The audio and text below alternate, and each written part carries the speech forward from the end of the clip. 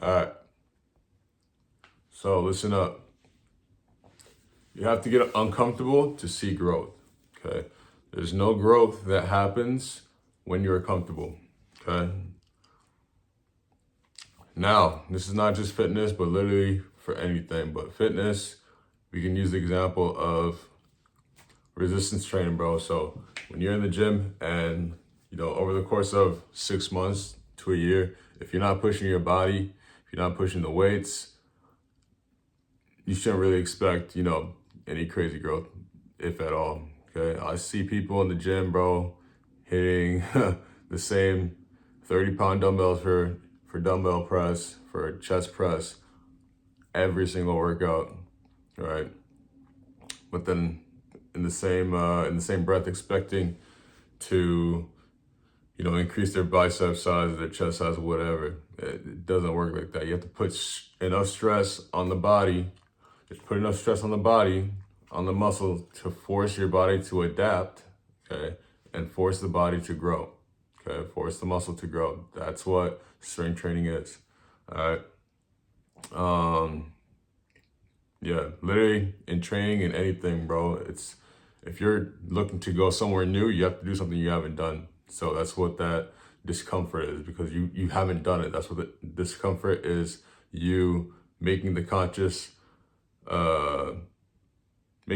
decision, the conscious action of doing that new stimulus, okay, that new catalyst. All right. So, let's see. Yeah, changing habits, when we're working on self-improvement, changing habits, it's uncomfortable because, you have to change your habits to get towards your goals. You have to change your habits to go towards your goals. Okay. This means, like, I'll give you an example for myself, man. Like, when I was younger, especially, up to college, into college, you wouldn't see me, you would not see me awake before like 7 a.m., 8 a.m. That was early to me before. But now, I'll wake up at 4:30, sometimes 4 o'clock, right? It's still a struggle. Was it a struggle, when I first started? Hell yeah. Is it a struggle now still? Hell yeah. But I've definitely gotten much better at it because, I've forced myself to be in those situations. So you have to force yourself to be in those uncomfortable situations to grow. If I want to have, if I want to train people in the morning at 5, 6 a.m., how am I going to do that if I'm not willing to push myself to wake up, at 4 a.m. or whatever the case is, 4:30, right?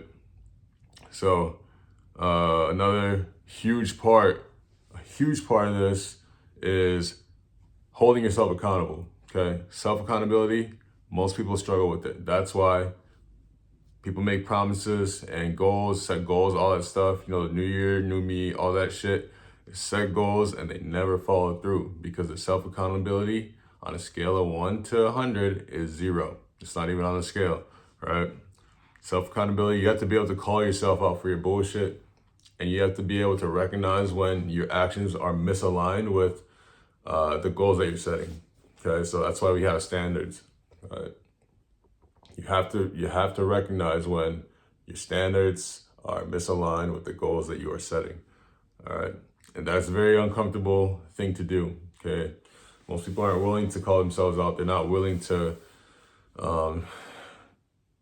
say that they're in the wrong. Okay. To say, okay, I fucked up, I need to do better. Most people aren't willing to do that shit. It's uncomfortable. Okay. That's why most people aren't gonna make change when they claim that they want to make change. Period. Yeah. When you think about coaching in any field, right? Fitness, especially, fitness and nutrition, man. I work with quite a few people with nutrition, and it's opened my eyes to a lot of things, right? It's very uncomfortable to look at, when you're 30, 40, 50 pounds overweight with excess body fat, you don't want to hear that it's your fault.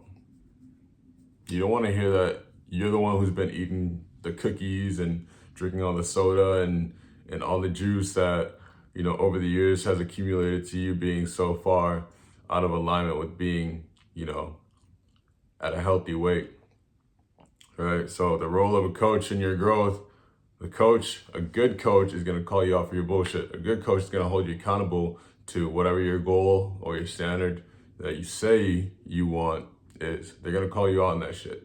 I'm gonna call you out on that shit, right? If we're supposed to be at a 2,500 calorie deficit and you're supposed to be getting 160 grams of protein, why the fuck are you getting 150 grams of protein and you're not in a deficit? That shit doesn't make sense, okay? We choose these inputs to bring us closer to our goal, but you're not doing it on a regular basis. But then you're surprised when you're not getting the results that you want. That shit don't make sense. Make it make sense. It don't make sense. All right, so a good coach, they're gonna call you out, okay? Because that coach calling you out, me calling you out, is uncomfortable for you. But now it's not just you talking to yourself, giving yourself these soothing excuses like, oh, man, you got a little hungry. It's cool that it's cool that you went over a little bit, or you didn't have time and went to Chick-fil-A. Dumb shit, bro. So a good coach is gonna call you out on that, and they're gonna force you to make that change through the discomfort. And the discomfort, that phase of being uncomfortable, bro, it takes a lot longer than we realize. And most people, again, aren't willing to endure during that discomfort for a prolonged period of time. All right. So at the end of the day, though, ultimately it is your responsibility to make the change. No one can do the actions for you. I can give you the best training program. I can give you the best meal plan. I can tell you all the actions. You can have all the motivational videos and reels and all that stuff and look at them. But so long as you're not taking the action, it really does not matter, right? So ultimately it is your own responsibility. It's your responsibility to take the action and, stick through the discomfort. All right, let's get out of this, y'all.